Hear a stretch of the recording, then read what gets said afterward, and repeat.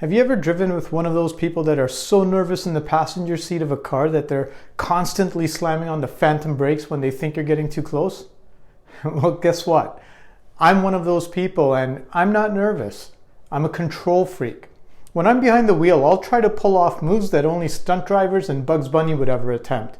Because I'm in control and I'm very self-aware of both my abilities and limitations as well as the car I'm driving. But you put me in the passenger seat, especially with somebody I don't know, and I get all sorts of nervous. It's also how I feel when I have to bring legal into a contract negotiation. Most medium and large enterprises have a legal department that reviews the contracts we're negotiating. And the amount of changes to a contract, especially if the edits are to any corporate standard language, usually determines the extent of the legal review. So to avoid sitting in the passenger seat pumping the phantom brakes, I make sure to provide the lawyers with as much context as I can so they can focus on the issues and not have to go through the entire agreement with a fine-tooth comb. Now, there are some lawyers that, no matter how much context you give them, they're going to read that contract with a magnifying glass. And that's okay. It's their prerogative. However, most lawyers I've worked with actually appreciate the extra effort I've put in to make their lives a little easier. But there's another thing you can do before you even send the contract to legal for review, and unfortunately, I don't see enough negotiators doing this. So spoiler alert, it's actually okay for you to negotiate the legal terms in a contract on behalf of your organization as long as you remember three things. Number one, make sure you actually understand the legal terms before arbitrarily rejecting the other side's edits. Number two, make it clear that all changes will still require final legal review and sign-off.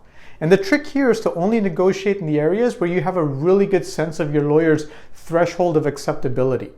And number three, if you're working off your paper, try to eliminate as many changes as you can from the other side.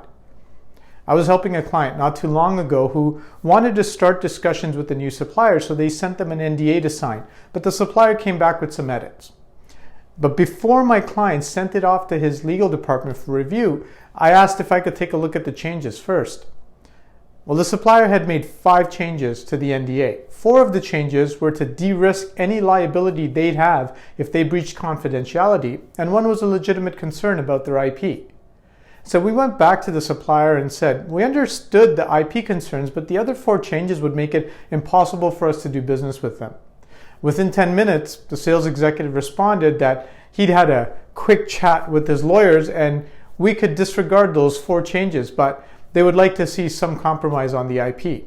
When my client sent the changes to legal, he provided all of this context and legal approved the changes in a few hours, which is nothing short of a miracle in most organizations. So the net of it all is that if you fancy yourself as a negotiator, then be a negotiator. Don't just throw your contracts over to legal to sort it out.